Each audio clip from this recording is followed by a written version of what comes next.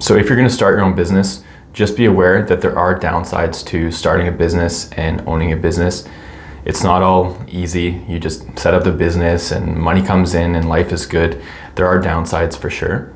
And some of those downsides would be things like stress. It can be really stressful to start a business and to own a business. There's a lot of different things to worry about. Maybe starting out, you're spending a lot of money, you're taking on some risk, money's not coming in. There's a lot of, troubleshooting, problem solving, and things like that. Maybe managing staff, running into issues, delays from suppliers, things like that. So it can be very stressful. The next downside is that it can be more work. It's one thing to work for someone else. Maybe, you're an electrician or a bookkeeper or something like that. But if you start your own company, being an electrician or a bookkeeper, you're doing more work in the sense that you're overseeing setting up the business, registering it, getting insurance, collecting taxes, paying taxes, filing your taxes, maybe overseeing staff, maybe setting up a website. There's all these different business management things that you have to look after, which is different than if you're just an employee for a company. The next downside is that it is risky, or at least it can be risky, depending on the business. There are ways to start a business that's not very risky, but for some businesses, very risky. So think, for example, if you're starting a restaurant, maybe you're quitting your job to start this restaurant because it requires a lot of time to get that business going. Not only time, but because you're giving up your regular income, you don't have that income coming in anymore. And then there's a lot of expenses to start a restaurant. You're probably paying a big monthly lease for the facility, probably renovating it, buying a bunch of equipment and things like that, and maybe it's slow to start up. So certain businesses, you're taking a big risk, especially if there are high startup costs, and especially if you are quitting your job to start those businesses. The next downside is that it's more responsibility. Just as I mentioned, like, you're in charge of the staff, you're in charge of taxes, you're in charge of suppliers, you're in charge of payroll, you're in charge of getting insurance and overseeing the website and all those things. And sure, you can delegate a lot of those responsibilities, but if you're the business owner, ultimately you're at the top, and so it falls on you to make sure that those things are getting done and being taken care of. The next thing is it can be harder to get credit. So especially if you're starting a business and you're quitting your job and you no longer have regular income, it's going to be harder to get things like credit cards and business loans and personal lines of credit and things like that, and even mortgages, because those lenders are going to look at your personal financial situation. And if you don't have a regular job with regular income, they're going to be less willing to lend to you. So even for a mortgage, for example, if you are self-employed, you own your own business, typically they want to see 2 years worth of tax returns from your self-employed income. So if you started a business maybe 6 months ago and quit your job 3 months ago, now you no longer have that stable income. And even if your business is doing really well from the start, you don't have that long-term proof of stable income with the business. So it might be a little bit more difficult to get a mortgage or certain loans. So keep that in mind. Oftentimes it's better to get a personal line of credit or a business loan or even a credit card before you quit your job, because again, lenders are going to be less attracted to lending money to someone who doesn't have a stable income. The next downside to starting a business is that it can be expensive, at least in some cases. Now, there are businesses that you can start for very cheap, if not almost free, but other businesses are going to cost a lot of money, sometimes in the millions of dollars. So again, think, for example, like a restaurant. That's a pretty expensive startup cost. Or even a car wash, which is a pretty simple business. The facility that you need, the equipment that you need, is quite expensive. Or something like a grocery store or a car dealership. There can be a lot of cost involved in not only setting up the business, but operating it. So it can be very expensive. The next downside is inconsistency.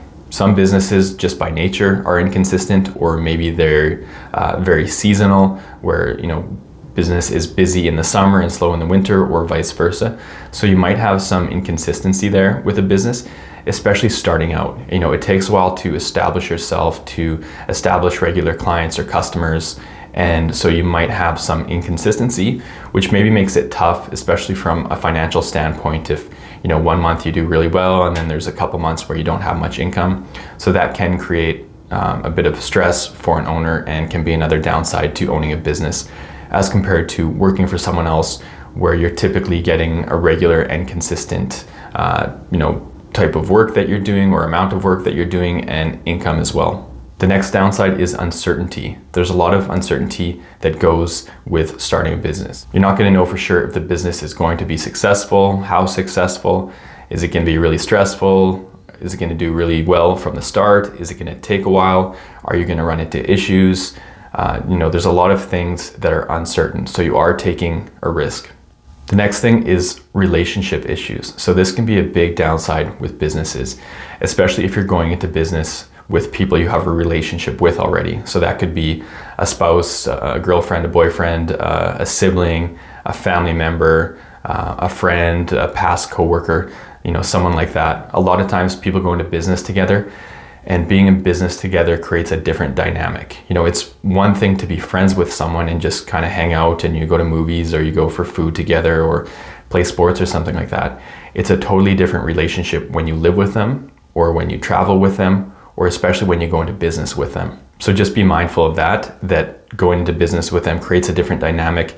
You're now relying on them for business stuff. So getting things done is more important. You might have timelines or deadlines for things, and maybe that friend isn't that reliable when it comes to that. They might be great to go for beer with or go to a restaurant with, but are they reliable as a business partner? So you want to be careful with that and not ruin those relationships, because it does happen a lot. And so maybe be selective with who you go into business with. And also, if you do find someone you want to go into business with, just be careful with how you navigate it. Like, you might want to have an ownership contract or clearly lay out things. What happens if one of those owners wants to leave, or how are you getting paid fairly? How are you getting compensated? Does one person make more than the other? How involved are both parties? And so there can be a lot to navigate with relationships in business. And then the other downside, and this maybe depends where you're at, where you're living, but here in Canada, we have Canada Pension Plan. And so with Canada Pension Plan, when you're working for someone else, you pay part of that and they pay the other part. But if you're self-employed, then you have to pay both portions of it. So you're kind of paying double the CPP payments, which ultimately that should be going to you later in life, but it's more out of your pocket because you don't have that employer matching those contributions. So there definitely are downsides to starting a business and owning a business. And it's like with anything, there are trade-offs, there are good and bad. And it really depends on what you're looking for, your personality type. And of course, you're going to have to make some sacrifice. You're going to have to take on some risk. You're going to have some stress, but that's just part of being an entrepreneur and starting a business. And hopefully that pays off, at least within a reasonable time frame for you, because, with having your own business, you get to create a lifestyle that a lot of people can't otherwise have. So there are a ton of benefits as well to starting a business. So hopefully that was helpful. If you liked the video, click like, subscribe to my channel. You can check out my other videos here on YouTube. I talk about business management and business startup stuff.